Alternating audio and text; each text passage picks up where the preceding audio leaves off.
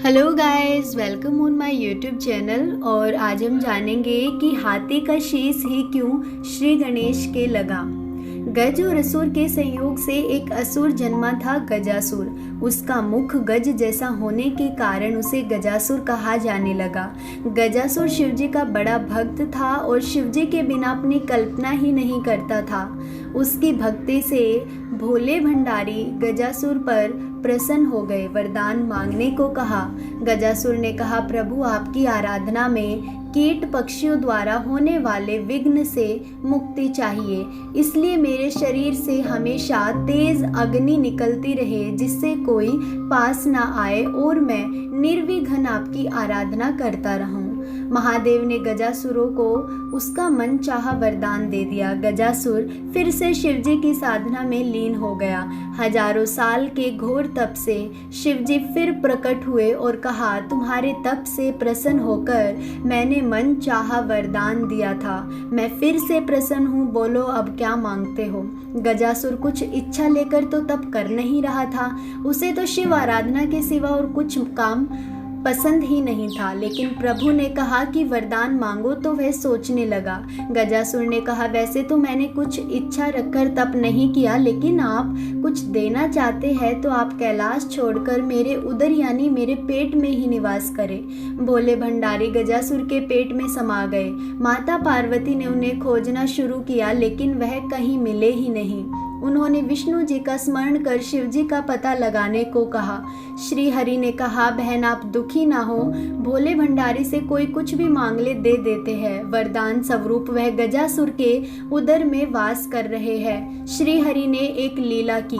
उन्होंने नंदी बैल को नृत्य का प्रशिक्षण दिया और फिर उसे खूब सजाने के बाद गजासुर के सामने जाकर नाचने को कहा। श्री हरि स्वयं एक ग्वाले के रूप में आए और बांसुरी बजाने लगे। बांसुरी की धुन पर नंदी ने ऐसा सुंदर नृत्य किया कि गजासुर बहुत प्रसन्न हो गया। उसने गवाला वेशधारी श्री हरि से कहा, मैं तुम पर प्रसन्न हूँ, इतने साल की साधना से मुझ में वैराग्य आ गया था, तुम दोनों ने मेरा मनोरंजन किया है, कोई वरदान मांग लो। श्री हरि ने कहा, आप तो परम शिव भक्त है, शिव जी की कृपा से ऐसी कोई चीज नहीं जो आप हमें ना दे सके, किंतु मांगते हुए संकोच होता है कि कहीं आप मना ना कर दे। श्री हरि की तारीफ से गजासुर स्वयं को ईश्वर तुल्य ही समझने लगा था। उसने कहा, तुम मुझे साक्षात शिव समझ सकते हो, मेरे लिए संसार में कुछ भी असंभव नहीं, तुम्हें मनचाहा वरदान देने का वचन देता हूँ। श्री हरि ने फिर कहा, आप अपने वचन से पीछे तो नहीं हटेंगे। गजासुर ने धर्म को साक्षी रखकर हामी भरी तो श्री हरि ने उससे शिवजी को अपने उदर से मुक्त करने का वरदान मांगा।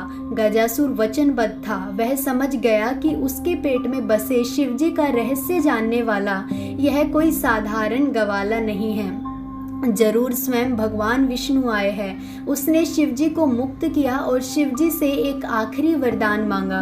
उसने कहा, प्रभु आपको उदर में लेने के पीछे किसी का अहित करने की मंशा नहीं थी, मैं तो बस इतना चाहता था कि आपके साथ मुझे भी स्मरण किया जाए। शरीर से आपका त्याग करने के बाद जीवन का कोई मोल ही नहीं रहा, इसलिए प्रभु मुझे वरदान दीजिए कि मेरे शरीर का कोई अंश हमेशा आपके साथ पूजित हो। शिवजी ने उसे यह वरदान दे दिया। श्री हरि ने कहा, गजासुर तुम्हारी शिव भक्ति अद्भुत है, शिव आराधना में लगे रहो, समय आने पर तुम्हें ऐसा सम्मान मिलेगा जिसकी तुमने कल्पना भी नहीं की होगी। और जब गणेश जी का शीश धड़ से अलग हुआ तो गजासुर के शीश को ही श्री हरि काट लाए और गणपति के धड़ से जोड़कर जीवित किया था। इस तरह वह शिवजी के प्रिय पुत्र के रूप में प्रथम आराध्य हो गया।